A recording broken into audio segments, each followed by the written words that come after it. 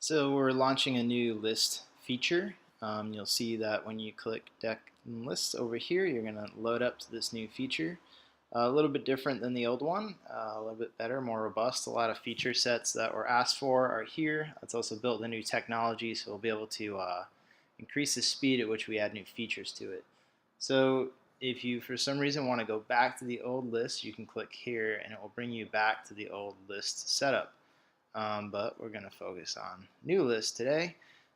So you'll see here that you create a new list. The options are here. You can import a deck file. You just click this button and you select from your desktop the list, and then you give it a name and a description. You hit create and get started. You can also see all your lists here. You can make shareable. It's pretty much this is private or public. You can also delete lists from over here as well. So I'm going to jump to lists and just show you around what is possible with a list. So you'll see that the layout is a little bit different. You start off in deck mode. So deck mode is just a way to view the list. You'll see that very similar. You hover over and you see what the cards are, and there's an add and plus button. So if you have one of these and you want two, you just hit plus. You'll see this tells you here, and it also recalculates the value of the whole list or deck right away. If you want to move something to the sideboard, you click this button here and it will move it to the sideboard. You see that? You can see that just popped into the sideboard. I want to go back, it goes back to the sideboard. I want to remove one, I can move it there. So looking at each one, there's a red exclamation mark, means you own none of those. The exclamation mark means you own some of the cards, and if there's a checkbox, that means you own all the cards. So let's just see. So we're adding duress here. I don't own any of them. If I click this, it's going to pop me over to the inventory tab. So if you notice, we have deck mode, list mode, statistics, probabilities, and inventory. So if we're back in deck mode and we click on the exclamation mark, it's going to jump us into inventory. And you can see from here, these are the cards that you're missing from your inventory. So from here you can quickly add a regular, add a foil. You can also click to buy. So what I'm going to do is I'm going to add these Duruses because I own those. So Durus added, and you can see as they disappear off the list as you add them. So I think the deck required 3, and now I notice that Durus is a check mark because I own those and they're calculated in my inventory. So when I jump back to the inventory, it shows how many we have here, and it says I have 8 of 73 in my inventory. The estimated cost to complete this list is $50 to $112. There's 2 big buy buttons, so if you click either of these buttons, what it's going to do is it's going to give you the ability to add either one to your cart from either Card Kingdom or TCG Player. And we'll let that load for a second. So it's going to take every card you don't own. So I own 8, so you're not going to see any Durus on this list, right? And then if you ever use this tool, you can just click add, and it's going to run through to add this all to my cart. So let's just see if it came anywhere close to what it's calculated. It's saying the value to complete is somewhere between 50 and 112. And you'll see it was $99 total for checkout. So and it adds all the cards I need right to my shopping cart for TCG Player, and the same would happen on Card Kingdom. See, it pops us in here. You click Find Cards, and it takes a minute for it to see and add everything, but you can see, so that's $93. So it looks like we're better off buying from Card Kingdom this time around. So that's also nice. You can just click to individually buy these cards, and it'll just open up the TCG Player store right to where the card is. So going back in the deck mode, I mean, it's pretty standard. You can view it by color here, and sideboard always loads in the bottom, or you can view it by spell type.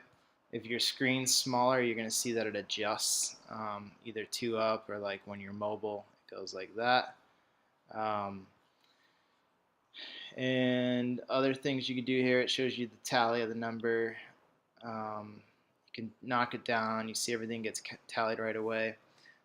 So yeah, you get spell type and color. Spell type is default, So if I want to add a card, I simply search here. Let's say I want to add Snapcaster Mage to my red and white deck.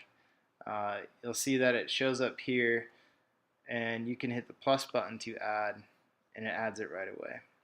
And it sees I own one of these in my inventory, so it's there, and it already recalculates the value of the deck like on the fly.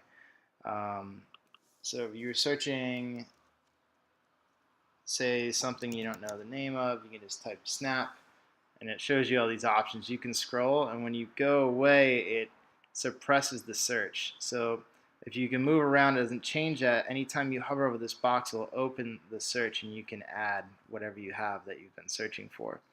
So right now there are filters, so I can be like anything that has the word snap in it that is black, right? And I can see that.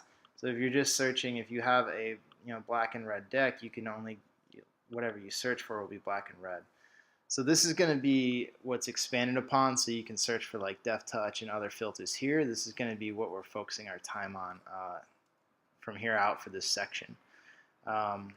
So this will be a little bit more robust than the previous search, which just was by name. So list mode is it's like a sortable list mode. It's kind of like the inventory section, but it's just shows your whole deck, and you can order it by type or by the price, the value of it, whether or not you own it in foil or not. So you can remove something from your list like the Snapcaster just by hitting the delete button. You notice everything recalculates and dynamically figures it out, which is pretty cool. You can also foil something out just by clicking this to change from foil, and since I'm sorting by foil, that went to the top, and I can go by name, so you can see the angel I have in foil, and I have a couple of these, so I really don't need that many, so I can just delete, we're good to go. If you want to jump to a card, you can click here to go to the card, or you can click here to go to the set. So command click this, it's opening me up a new tab to that card directly. Or I can click here to go to the set, and I'll also pop that open in a new area here so you can see the set. So there's something statistics. So this is generally just breaking down what's in your deck. You kind of see it's got white, colorless, black, and you can see these here. This is for lands and for spell, creature, land distribution. So any feedback you guys have here, welcome to hear. You can see your mana cost curve here, how much percentage of the deck is foiled out, what your land ratio is. So 3.2 cards is land, so roughly 31% of the deck is land, and your average CMC is 2.32, and your total main and sideboard, so your total cards, main, and your sideboard. And this, so anything you guys have for suggestions here, we can probably build it out. We have a lot of data. So probabilities is just a way to do card draws right now. We're going to be adding a little more information here, but if you want to draw 5 cards, you can just keep clicking 5 and get 5 random cards. So you kind of see what your draws look like. You can just hit 7 to see a 7-card draw. And if you're going to mulligan down to 2, you can see what 2-card draws are like. But here's 7 here. So that's pretty much the new list functionality. You can export list to any of these formats. So if I want it in classic Modo, you just click it and you see that this will then download, and that's how you get it there. Any of these you select will download. If you want to see the public view for sharing, you click this button here, and this is the public view that you can share this. By default, decks are not public, but this is the best way to share right now. And that's the new list section. So I hope you enjoy it. If you have feedback, you can leave comments, or you can jump onto the Discord channel and leave your feedback there.